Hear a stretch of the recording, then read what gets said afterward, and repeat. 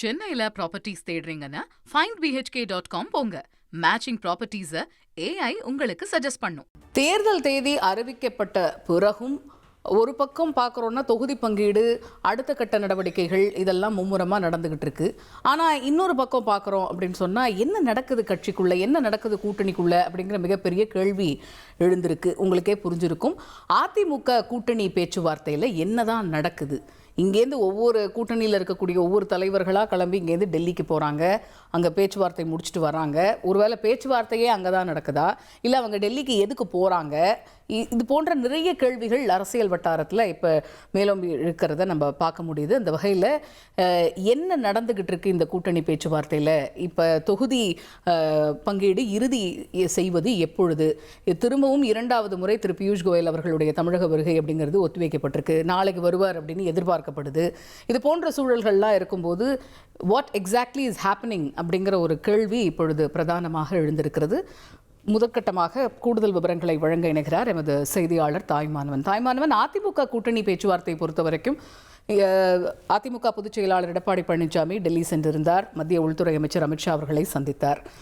அங்கே அவர் இருக்கும்போதே திரு டிடிவி தினகரன், திரு அன்புமணி ராமதாஸ் எல்லாருமே இருப்பாங்க அப்படின்னு எதிர்பார்த்தோம். ஆனால் நேற்றைய தினம் இங்கேருந்து திரு டிடிவி தினகரன், திரு அன்புமணி ராமதாஸ் போகிறதுக்கு முன்னாடியே அங்கே மத்திய உள்துறை அமைச்சரை சந்திச்சுட்டு திரு எடப்பாடி பழனிசாமி வந்தாச்சு.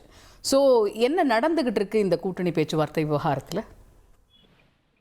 தமிழக சட்டமன்ற தேர்தல் தேதி ஏப்ரல் 23 நடைபெறும் என அறிவிப்பு வெளியிடப்பட்டுச்சு.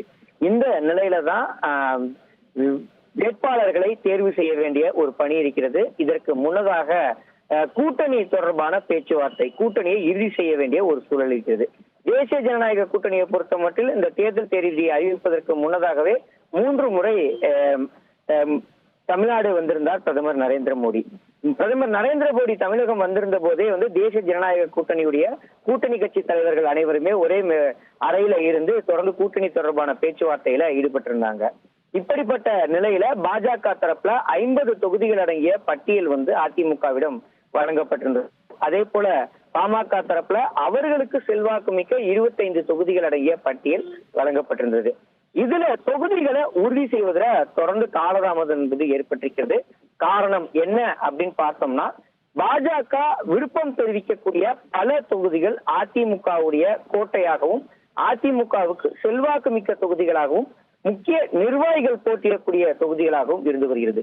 அதே போல பாமக தரப்புல பாமக சுட்டிக்காட்டி இருக்கக்கூடிய தொகுதிகள்ல ஒரு சில தொகுதிகள்ல முன்னாள் அமைச்சர்கள் இந்த முறை தொகுதி மாறி போட்டியிடுவது குறித்து பரிசீலனையில இருக்கிறாங்க.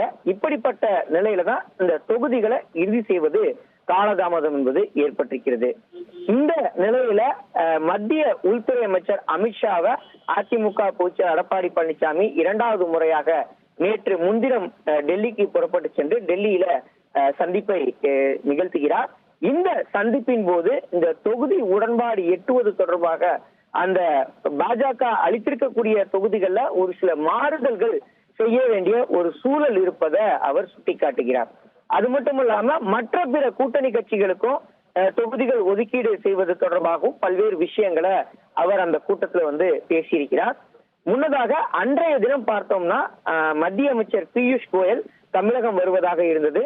தமிழகம் வரக்கூடிய கோயல் அவர்கள் தொடர்ந்து கூட்டணி கட்சி தலைவர்களோடு பேச்சுவார்த்தை நடத்தி தேசிய ஜனநாயக கூட்டணியில தொகுதி பங்கீட்டை இறுதி செய்வதாக இருந்தது. கோயலுடனான அந்த சந்திப்பை நிகழ்த்துவதற்கு முன்னதாக, ஏன்னா கோயல் உள்ளிட்ட தமிழக தலைவர்கள் அனைவருமே பாஜக வழங்கியிருக்கக்கூடிய தொகுதிகள்ல கட்டாயம் பெற்றே தீர வேண்டும் என்பதுல தீவிரமா இருந்ததன் காரணமாகத்தான் அதிமுக பொதுச் எடப்பாடி பழனிசாமி நேரடியா உள்துறை அமைச்சர் அமித்ஷாவை நேரில் சென்று சந்தித்ததாக சொல்லப்படுகிறது. இதன் தொடர்ச்சியாக தற்போது தேசிய ஜனநாயக கூட்டணியுடைய மற்ற கட்சி தலைவர்கள், குறிப்பாக டிடிவி தினகரன் மற்றும் அன்புமணி ராமதாஸ் ஆகியோரும் டெல்லிக்கு புறப்பட்டு சென்று உள்துறை அமைச்சர் அமித்ஷாவை சந்தித்திருக்கிறாங்க. இன்றைய தினம் மத்திய அமைச்சர் பியூஷ் கோயல் தமிழகம் வருவார். இன்று அதிமுக பாஜக இடையே இந்த தொகுதி பங்கீடு பேச்சுவார்த்தை இறுதி செய்யப்பட்டு ஒப்பந்தம் கையெழுத்தாகும் என எதிர்பார்க்கப்பட்டிருந்தது. ஆனால் தேசிய ஜனநாயக கூட்டணி கட்சி தலைவர்கள் டெல்லியில முகாமிட்டிருந்ததன் காரணமாக கோயலுடைய வருகை என்பது காலதாமதம் என்பது ஏற்பட்டிருக்கிறது. இப்படிப்பட்ட நிலையில தான் கோயல் அவர்கள் நாளை தமிழகம் வருவதற்கான வாய்ப்பு இருப்பதாகவும், நாளை முதல் அந்த தேசிய ஜனநாயக கூட்டணியுடைய தொகுதி பங்கீடு பேச்சுவார்த்தையை நடத்தி முடித்து தொகுதிகள் உடன்பாடு எட்டுவதற்கு அதிக வாய்ப்பு இருப்பதா தகவல்கள் என்பது வெளியிடப்பட்டிருக்கிறது.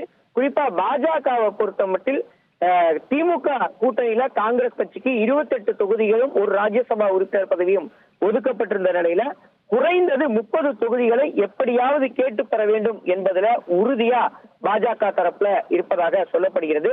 அதிமுக தரப்பிலும் முதல்ல 27 தொகுதிகள் வரைக்கும் ஒதுக்குவதாக முன்வந்திருந்தாங்க.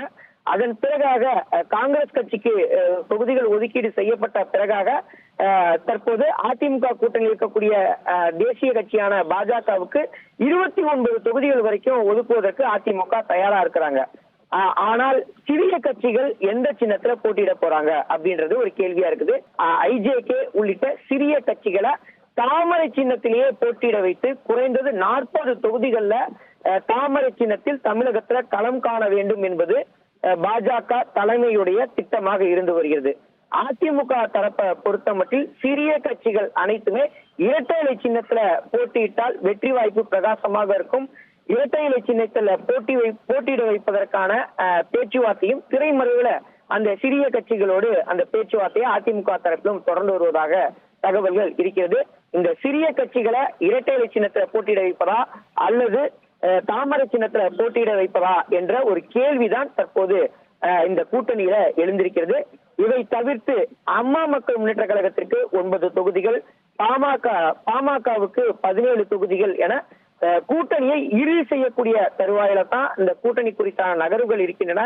பியூஷ் கோயல் தமிழகம் வரக்கூடிய நிலையில உடனடியாக இந்த தேசிய ஜனநாயக கூட்டணியுடைய அந்த தொகுதி பங்கீடு பேச்சுவார்த்தை இறுதி பெறும் என எதிர்பார்க்கப்படுகிறது.